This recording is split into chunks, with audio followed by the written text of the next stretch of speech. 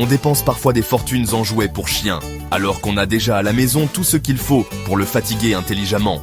Le problème, c'est qu'on ne regarde pas ces objets avec les yeux d'un chien. Beaucoup de chiens sont sous-stimulés, alors qu'ils vivent dans un environnement riche, mais mal utilisé. Résultat, destruction, excitation, aboiement, comportement nerveux, alors qu'il suffirait parfois d'un objet tout simple. Voici 5 objets banals, présents dans presque tous les foyers, et qui peuvent devenir des outils redoutables pour stimuler le cerveau de ton chien. Premièrement, une serviette ou un torchon. Roule des friandises à l'intérieur, plie-la ou attache-la partiellement. Ton chien devra réfléchir, flairer, dérouler. Objectif, persévérance. Flair, coordination. Deuxièmement, des gobelets ou verres en plastique. Cache une friandise sous un des 3 gobelets, mélange-les. Fais-le chercher, observer, choisir. Objectif, attention, mémoire, logique.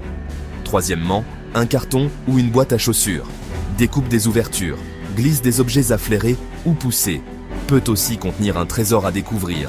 Objectif, fouille, prise d'initiative, autonomie. Quatrièmement, une bouteille en plastique vide. Mets des croquettes à l'intérieur, fais des trous pour qu'il les fasse tomber. Variante, suspendu ou posé. Objectif, résolution de problème, autorécompense. Enfin, un vieux vêtement. Imprègne-le de ton odeur, cache une friandise dans une manche, plie ou roule pour augmenter la difficulté.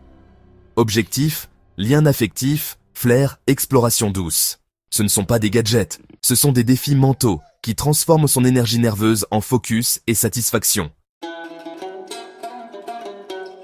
Lorsqu'un chien présente des troubles du comportement, il ne cherche pas à provoquer, mais à communiquer quelque chose que peu savent entendre.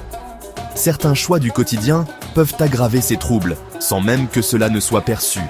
Ce qui est souvent qualifié de désobéissance, d'entêtement ou d'opposition, prend un tout autre sens lorsqu'on commence à observer ce qui n'a jamais été appris.